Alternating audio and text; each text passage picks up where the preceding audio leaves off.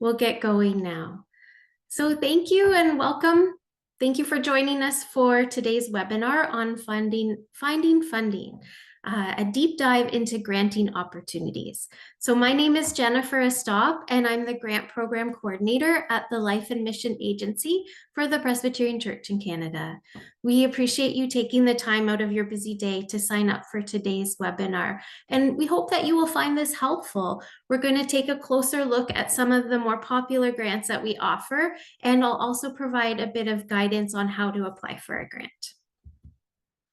So let's begin by acknowledging that the congregations across Canada are on the traditional territories of various Indigenous peoples. The Presbyterian Church in Canada's national office is on the traditional territory of the Huron-Wendat, Petun, Seneca, and most recently, the Mississaugas of the Credit Indigenous peoples. We are all on a journey of healing and reconciliation between Indigenous and non-Indigenous peoples.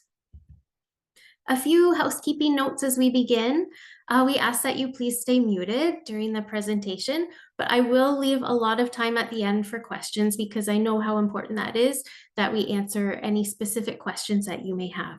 You're also welcome to use the chat at any time, and a big thank you to Grace, who's going to be assisting me today with the question and answers at the end, just so we don't miss anyone.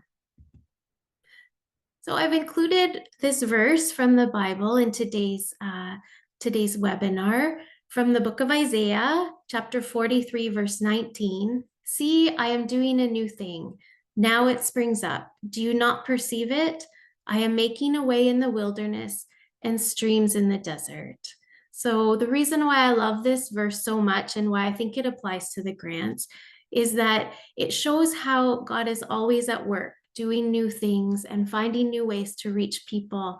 And so it's actually through the generosity of the people who give to Presbyterian Sharing and people who leave bequests to the church that there is funding and available to support these types of mission and ministry. And through that, we can really share the good news of the gospel. So we're really grateful to all of the people who give so generously to support mission and ministry. So why are we talking about grants today? Well, as I just said, it is through the generous gifts made to Presbyterian Sharing that we're able to support ministries. And this is to help ensure that there's stable leadership in congregations, to encourage education for both leaders and lay leaders, to develop new ideas, and really to start new programs and ministries. So we do offer a wide variety of grants, everything from supporting worship and liturgy, to having events and conferences, to attending conferences, to building projects, and everything in between. So a full list of all of the grants is available at the link that you see on your slide, and you will be able to access that link when Grace sends out the presentation later today. So I'm going to kind of take a look at the three main categories of grants. So we have program grants, capital grants for building projects, and then the third category is the supporting ministry grants. And those are used to help support a leader's stipend and benefits. Let's start by taking a look at the program grants. So most of the funds that fall under this category, they can be used to help in many different ways, such as discipleship programming, faith formation, or mission and outreach to the local community. The first grant that we're going to take a look at today is actually one of my favorite grants. It's the Creative Ministry of Children and Youth Fund. And just as the name suggests, this grant is used to support outreach and programs for kids and youth to help them grow in their faith and to learn how to be servants of God. So these grants go up to $8,000. The application process is great because there isn't a specific deadline to this one. So we call it a rolling deadline where you can apply at any time. And some examples of how this fund has been used is for vacation Bible camps, day camps, music programs, youth groups, Messy Church, which is an intergenerational program that tends to run outside of Sunday mornings. So it's great for families who tend to be busy, maybe through sports, and can't make it on Sunday mornings. So it's been used to support programs like that, as well as art programs, sports ministries, after-school programming, and of course, hiring Christian education staff to help run some of these busy programs. An example of how this grant has been used recently is at Summerside Presbyterian Church on Prince Edward Island. So they hired someone to really research and look at the different programming options that are available. Their goal was to offer a more creative and adaptive approach to children's programming, specifically for the more younger members of the congregation. And the program that they chose is really aimed at engaging with children and youth to help nurture them in their faith and promote more Bible literacy, as well as encourage active participation in the life and mission of their church. So the funds went towards hiring someone to help launch this program in the congregation. Another example of how this one has been used recently is at Montreal Chinese Presbyterian Church. Last summer, they received a grant to run a presbytery-wide youth Bible camp. So the camp provided an opportunity for youth and young adults to encounter Jesus through scripture using an inductive Bible study method, but it also provided a space for participants to connect with one another through games and fellowship, and a lot of fun. So basically, they were learning to engage in the Bible in a fun and meaningful way. The next grant that we'll take a look at is called the Avon Bloom Experimental Fund. So this is also another very popular fund. It is really designed to help launch anything new, anything creative or innovative, or just for congregations to try something new. Grants can go up to a maximum of $8,000. And with this one, we have 2 application deadlines a year, April 15th and October 15th. And the reason for that is that the majority of our grants are reviewed by a grants committee that is made up of both ordained and lay leaders that represent each synod across the denomination. So they gather twice a year in the spring and the fall. So the main deadlines are reflective of when they meet so that they have time to review the applications and then to discern the funding. So examples of how the Avon Bloom Fund has been used. It's been used for special events, so anniversary celebrations or community events. It's been used for seniors outreach ministries. It's been used to help build sensory rooms. So within a congregation, a room may be adapted physically to help provide more space or better space for children who have autism or who are on the spectrum. It's been also used for a fresh food recovery program, a faith and fitness ministry, which is a lot of fun, and a migrant workers program. Lots of options with this one. So an example of how it has been used recently was last summer, Georgetown Presbyterian Church in Howick, Quebec received a grant from the Avon Bloom Fund. So as a bit of context, this congregation is in a very rural area, and there's lots of farms who bring in migrant workers, Spanish-speaking migrant workers, to help with the farm work every summer.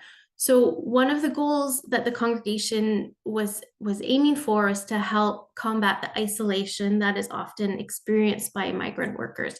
So they ran a summer-long program that would bring together the migrant workers for food and fellowship and sports and just sharing their faith that way. So it was a really great ministry.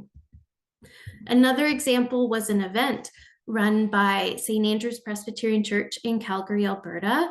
So what they did was they partnered with the Aboriginal Friendship Center in Calgary, which was in their neighborhood, and they ran a one-day event for the neighborhood to kind of celebrate Indigenous culture and also provide lots of opportunity for learning and education. So they had a listening station to hear traditional stories, lots of crafts for beadwork and face painting and drawing. They even had demonstrations on how to set up a teepee and lots of performances and music and dancing.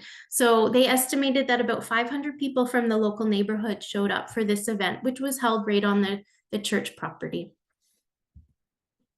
Okay, the next fund that I'll take a look at that is quite popular is the New and Renewing Ministry Fund. So this fund is actually a 3-year fund.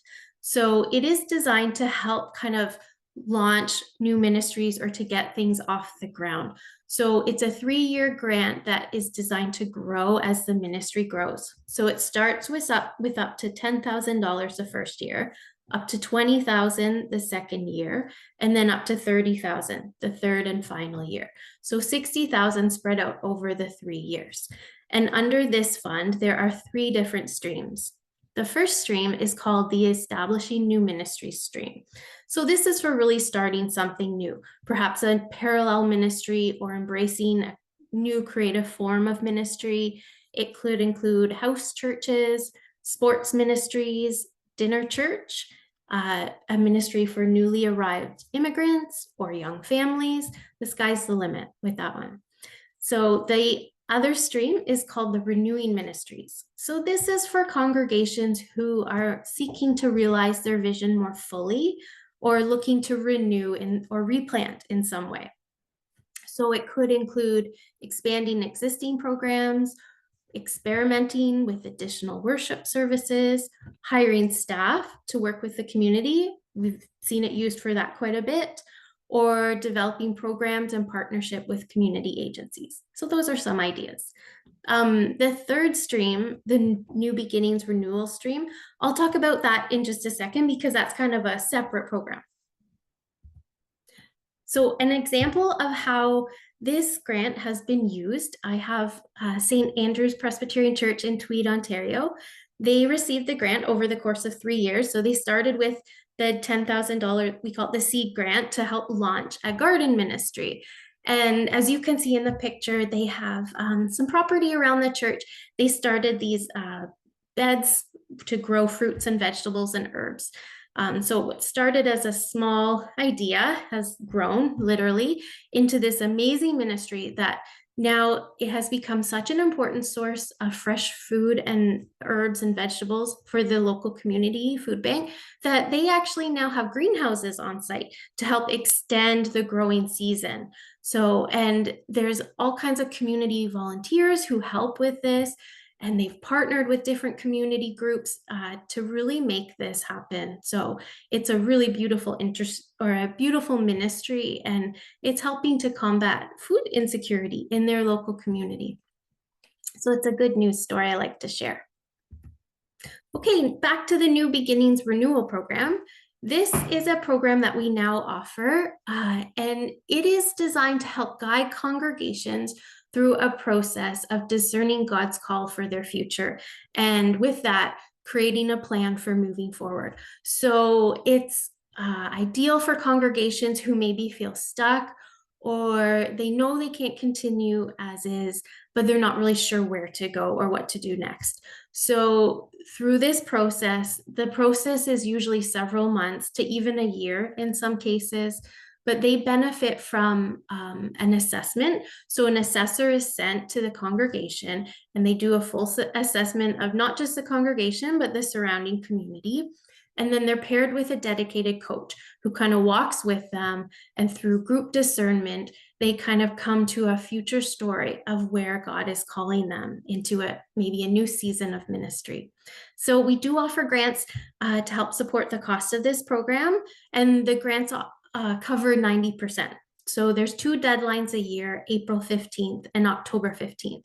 And if you're interested in learning more about this program, we do have someone on staff, Beth McCutcheon. She's the program coordinator. So I would be happy to connect you with Beth. Or we also have like a pretty extensive guide that talks about the program. So I could also send that to you as well, if you're more interested and wondering if it might be a good fit for your congregation. An example of a congregation that went through this program was Comox Valley on Vancouver Island. They were actually one of our pilot churches that they piloted the program a few years ago. So, they said that it helped them find clarity and to embrace a new vision of mission and ministry. So one of the tools that they gained from the process was identifying their why, and from that, their who. So why were they continuing to gather with one another as a church, and who were they trying to serve? So they found that being able to answer these questions really clearly helped them to adapt and to serve the changing demographic of their community. So, okay, and another grant that I just wanted to quickly mention is our Rural and Remote Ministry Grant. So this grant is designed to help vacant congregations. There's two streams. There's the student stream where a end-of student will come and serve in a congregation for a few months and really bless the congregation, and the congregation can bless that student. It gives the student just really valuable experience and helps them to grow. So the student receives a grant, and then we also cover flight and accommodation.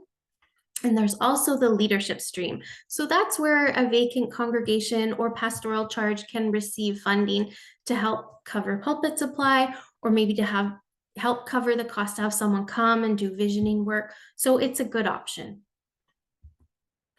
Okay, our next category of grants are the capital grants. So these are used to help make updates to the church building or enhance the space, or also possibly to purchase equipment. The McBain-Barker Small Community Capital Fund is one of our key capital grants. These grants go up to $10,000. There are 2 deadlines a year, but we really encourage congregations to get their applications in for the April 15th deadline, because it does tend to be a popular fund. So it isn't often that there's fund left over for the fall. So if you can, we try to encourage people to get their applications in the spring. A quote is required for these capital grants. And also, because this does tend to be a popular grant, we say that if you can submit a building maintenance plan or a missional engagement plan, it just helps to show to the grants committee how important the facility is, not only to the congregation, but to the wider community. And then the other capital fund that we have is called the Chisholm Fund. So these grants go up to $25,000. Again, there's the April 15th deadline. A quote is required when you're applying. And for this fund, it's important to note that priority is given to congregations in Saskatchewan and then Western Canada. Okay, in our third category of grants, these are the supporting ministry grants that help to cover a leader's stipend and benefit.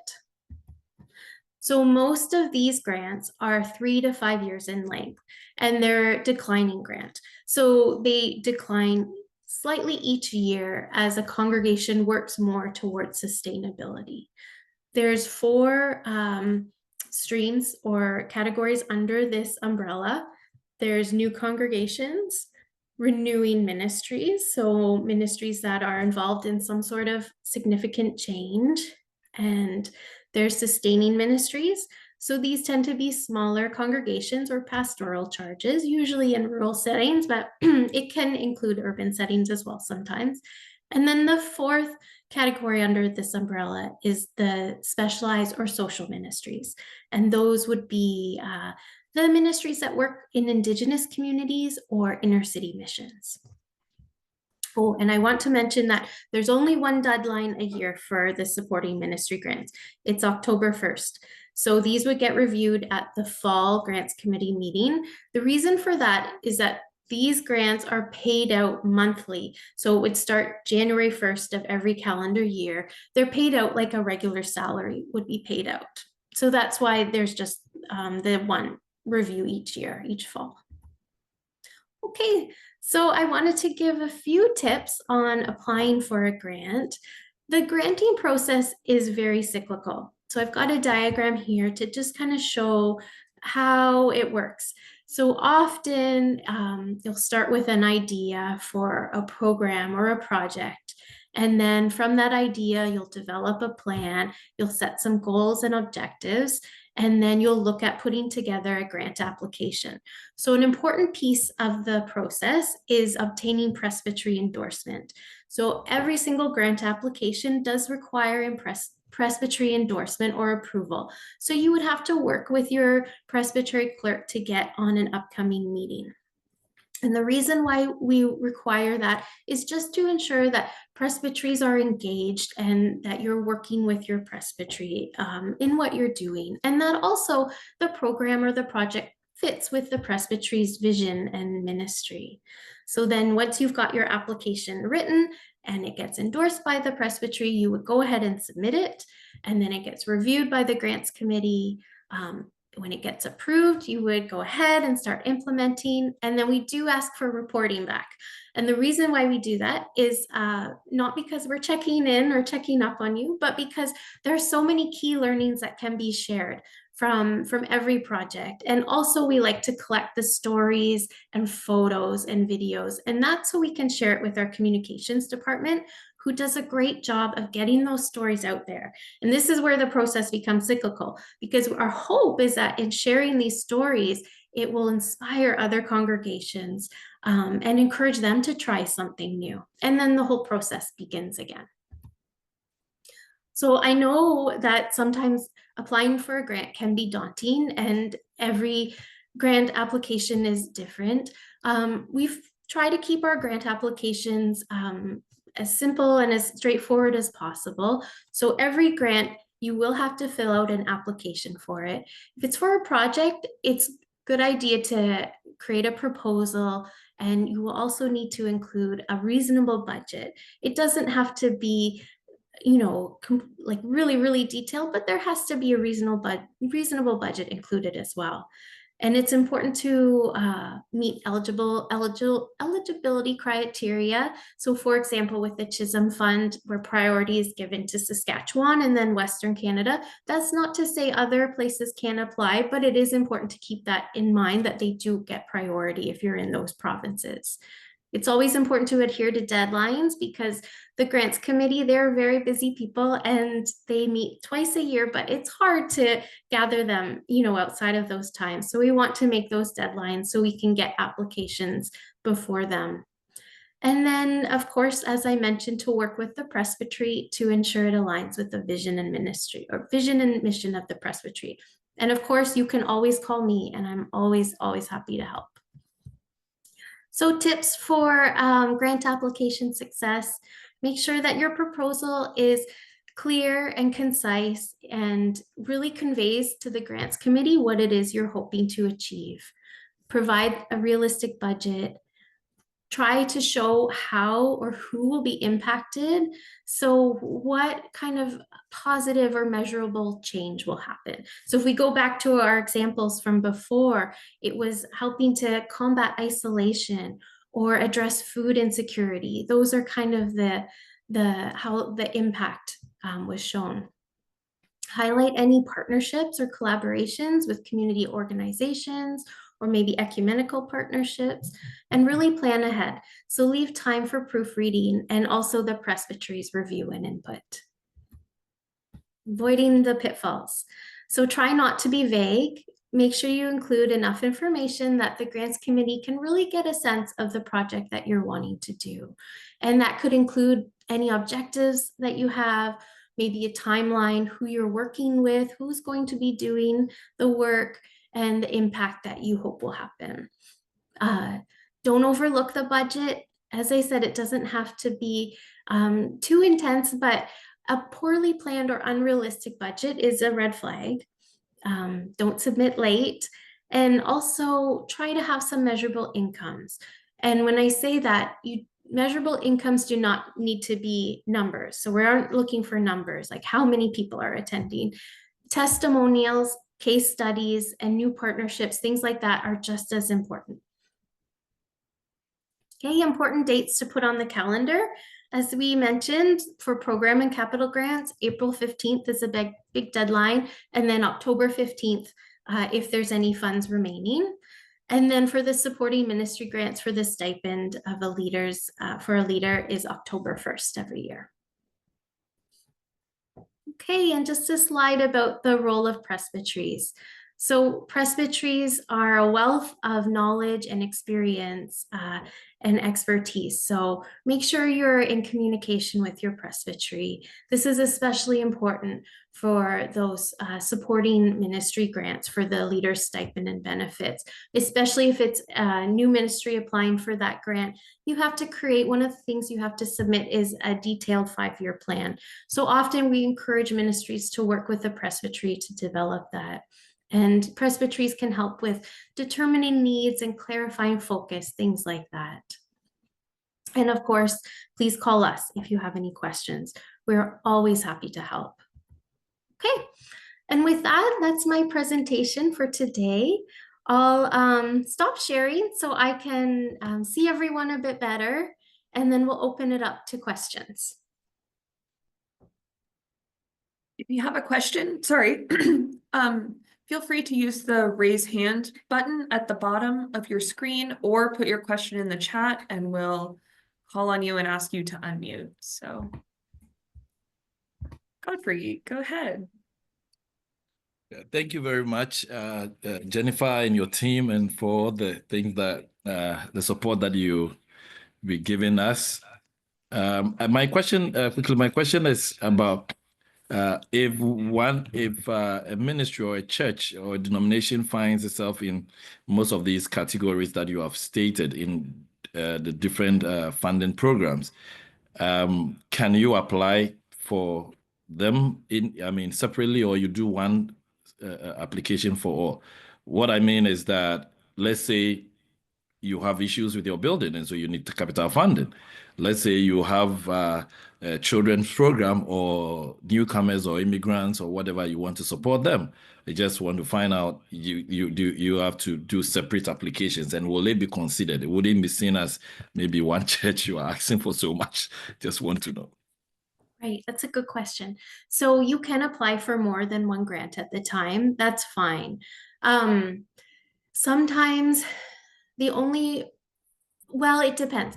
So in those cases, it's best to kind of reach out to me, and then I can speak to your situation directly, because I might be able to say like, okay, well, we're receiving a lot of applications in this grant, so why don't you apply to this one, because you might have a little better chance of getting that. It depends how many applications we receive each round. So if I know we're getting a lot in, I might direct you towards another one, but you can apply to more than one grant at the time. That's completely fine, but you will have to write or fill out an application form for each grant.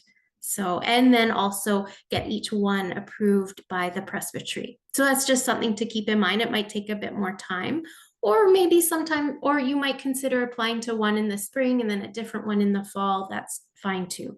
But I'm happy to kind of speak to your specific context, and we can figure it out together.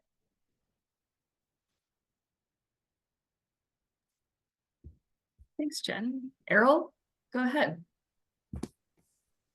So our church is raising money to replace our roof. We're not sure whether we're going to do it this year or next year. And timing of application for the grant is what I'm asking about.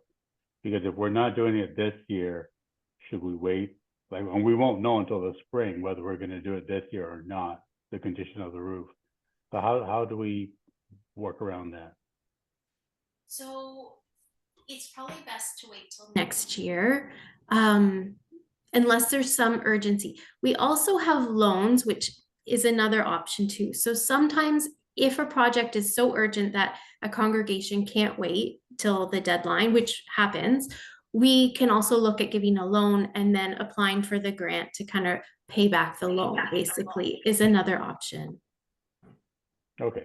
So yeah. When we apply for a grant, you expect it to be used within the next short period of time, basically? Yes, ideally we ask for it to be used up within that calendar year. And that just helps us to kind of manage the funds a bit better. We know, normally that's the case, but sometimes it happens that a contractor will fall through and then the project is put on hold for several months. And in those cases, of course, like we're not going to take back the funds or anything like that. But generally speaking, it's best to try to apply when you're needing the funds. Great. Thank you, Jennifer. You're welcome. Your username is WRob. Do you want to unmute and go ahead? It's actually Karen, and I'm trying to figure out how to get my name up there because it's my husband's laptop. But I have a question about hiring a building facilitator to sort of oversee rentals and those sorts of things. Okay. And would that come under the new and renewing ministries, or is there another fund? That is a bit different because unless there's like a ministry aspect to it, if there's some type of ministry programming that goes along with it, then it could definitely fit under the new and renewing ministry fund. If it's just a building facilitator, that's a little trickier. We might have to kind of take a closer look at that, and I could go through some of the terms of the fund to see if there's a better fit, Karen. So Okay. we could always talk afterwards, and then I can take a closer look at the terms. And sometimes I have to do that, you know, to see, because all of our funds have specific terms. So sometimes I'll have to do a kind of a deeper dive, sorry, to see what fits where. Okay, because this is something that my church had talked about many years ago, and now Okay. it's come back up into the conversation. Okay. So then I thought, well, I'll just ask. So Yes. I'll pursue it on my end, and Okay. then we can get in touch with you. Perfect. Sounds good. Okay, great. Thank you. You're welcome. I do see that there are questions in the chat and in the Q&A, but let's deal with the people with their hands up, and then I'll do the questions that are in the chat. So Dale, do you want to unmute, turn on your video, and go ahead? Sure. I don't know about the video because I got a new laptop, so I'm not sure it's working. Anyways, this is a question about the supporting ministry grants. So this is many congregations, as you know, are not in a position to afford full-time ministry and are starting somewhere on a part-time basis, and then hoping that they can build that up over a period of time. So my question is that supporting ministry grant, would that be part of that? A congregation that is looking for assistance and a stipend as it tries to build that stipend support up from the congregation itself? Yes, definitely. So that would probably fall under either sustaining or renewing. We could look at the specific context of the congregation that's interested, but it would fall under one of those categories for sure. Absolutely. Just one other comment, because I've been dealing with this other things. I noticed people ask like around the roof, the question around the roof. Yes. The building corporation has pretty generous loan agreements. So if somebody's thinking about that kind of size of project, they might want to look in that area. Yes, absolutely. That's good advice. And we're looking at trying to expand the number of grants we can also give out for capital projects, because we know it's a huge need across the denomination. I mean, a lot of us have older buildings and they cost money to upkeep. So we're looking at offering more as well, because we realize currently there's not a lot of grant funding for capital projects. So we're kind of looking into being able to offer more. Good. Oh, and yes, Grace, thank you. There's some messages in the chat that I just wanted to address. Okay. So how does your endowment fit into the church grants? So that's actually run out of Ministry and Church Vocation. Your contact for that program would be Liz Brewer. And if you'd like, I can put you in touch with Liz and provide you, because they have a separate application form that you would have to fill out. And I don't have that one, but Liz is wonderful and she would be very happy to help. Oh, yes, do you want to do the other question in the chat? Is the grant based on shared funding? In other words, is the congregation responsible for a certain percentage of the project cost? No, they're not. So no, we don't really have any fund like that where the congregation is expected to match or give a certain amount. Usually these grants are just, they are what they are. And the congregation, I mean, it does often help to maybe make a stronger application if the congregation is giving some. For the Creative Ministry and Youth Fund, the congregation is expected to put a little bit towards that. And then there's also the Conference Support Fund where the congregation is, or the presbytery is expected to put a little bit. So there are a couple of funds where the congregation is maybe expected to put a little bit, but there's some flexibility there and we can certainly work with you on that. I have one more from the Q&A so far. Is there an amount for the supporting ministries grant? Oh, that's the one for the stipend and benefits. So each of those 4 streams kind of have a rough amount. Usually the grants would, we've never had a grant go higher than 70,000. And then some are as low as 10,000. So it really, there's a wide variety, as you can tell. So it really depends on the needs and the context, and every application is different.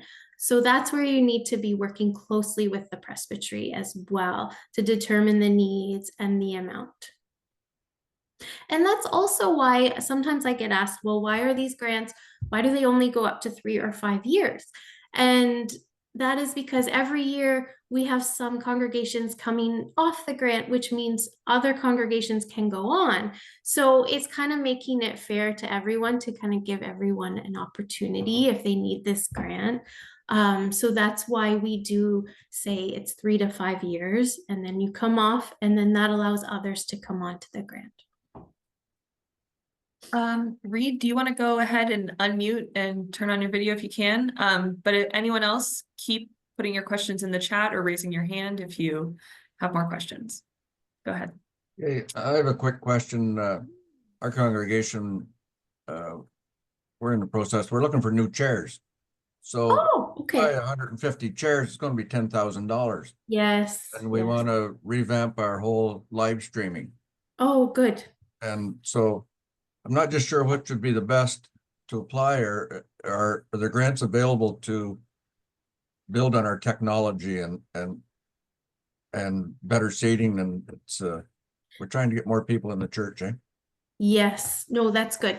So we could look at a capital grant, but we could also look at a programmatic grant like the Avon Bloom Fund, because like that is very specifically used for mission and ministry, right? You need people, sometimes you have to have the capital in order to run the programming, or so sometimes it kind of goes hand in hand. So there's a couple of options we could look at that. I could always speak to you after and kind of give you my thoughts and direction, but absolutely there's Maybe I can give you a funding. call later. Absolutely. And Okay. I can give you my thoughts, and we can offer a couple solutions. Okay, I really appreciate that. You're very Thank you. welcome. Okello, do you want to unmute and go ahead? Yeah, thank you for the presentations. I got quick questions on the experimental fund. Mhm. Is it possible to apply for the same, two applications for the same grant? Because I know that the max is for 8,000. What if the church has a few projects that can go beyond that? Oh, The church can apply for the same thing. And the second question is for the supporting grant. mhm. Like if the church is in the new ministry something, is it possible to apply for the supporting grant as well? Yes. So for your first question, Okello, if a congregation has two completely separate programs or projects, then yes, they could apply to the Avon Bloom Fund for each program separately, and that's completely fine. But they would need presbytery endorsement for each program separately as well. For the second question, yes, for the supporting ministry grant, there is a stream under that for new ministries or new congregations. So something starting completely new, that is one of the options. So that funding can be used to support a new ministry or congregation. Okay. Carol, do you want to unmute and go ahead? Sorry if you already covered this, but like in the creative ministry with children and youth, those are is that like you would have to apply for that yearly? That's a one-time deal, and then, well, assuming you wouldn't need to apply yearly, but my assumption is that's a one-time thing. And if there was a program sort of in place but expanding, or like person has part-time hours and we would need to go beyond that, would that qualify for one of those grants? Yeah, so for the creative ministry with children and youth fund, usually it's a one-time grant, but it can be 2 years. Like you can apply for 2 years, because sometimes we know that you know, it takes more than 1 year to pilot something or see if it's working out well, or so there is a 2-year option as well. If you still need funding beyond that, we might have to look at a different fund, like maybe the Avon Bloom Experimental Fund, just because the creative ministry with children and youth it's a smaller fund. So if you're still needing funding beyond that, we could look at one of the other funds. And sorry, Carol, I don't know if I got your second question. What was just if a program sort of it's already running, but the expansion of it would require more hours than what the staff was being paid for. yes. Even to get something up and running, for instance, like Yes. would that qualify? Absolutely. Or we could also look at the New and Renewing Ministry Fund, because that can be used towards staffing, and it can also be used towards expanding programs. So that might actually be a better fit. But we could definitely find a fund that fits. Okay, thank you. You're welcome. Carlos, do you want to unmute and go ahead? Yes, thank you. Good afternoon. Nice to meet you in person, Jennifer. Yes. I have just a small question. We already are lucky to receive funding from you guys. So on that, thank you. And I have a question. We have our major event, the Right for Refuge, which is our fundraising in October. But this year we are trying to go a little bit beyond, more than just fundraising. The idea is to go to the people and to talk to as many congregations as possible and go beyond the people that we already know.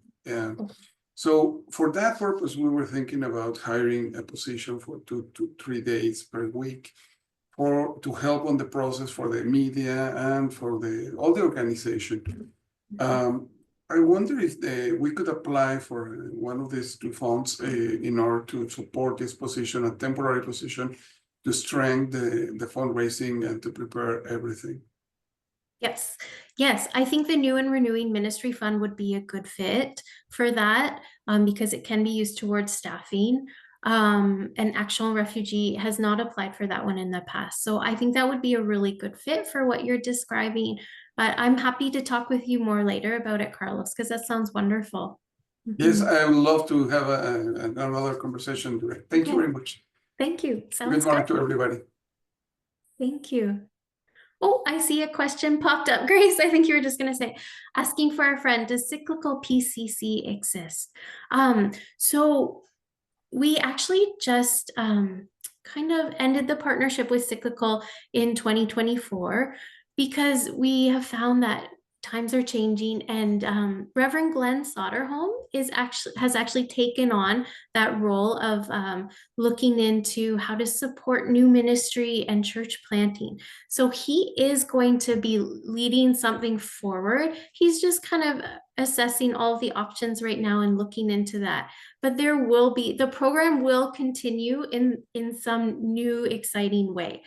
So more details will be coming out in the next few months. But if you have any specific questions, I can put you in touch with Reverend Glenn Soderholm, and he's wonderful to talk to. He has a lot of experience with church planning. He started a wonderful house church ministry. So we're blessed to have him on board. Okay. Are there any other questions? If you think of something that hasn't been covered or something comes up this week, please feel free to reach out. I am always happy to chat and find the best way forward for your congregation and your ministry, and just help you the best that we can. So, Jen, I was maybe just going to put your email in the chat, if that's okay, and the phone number for the office, so people can reach out. Great idea. Thank you, Grace.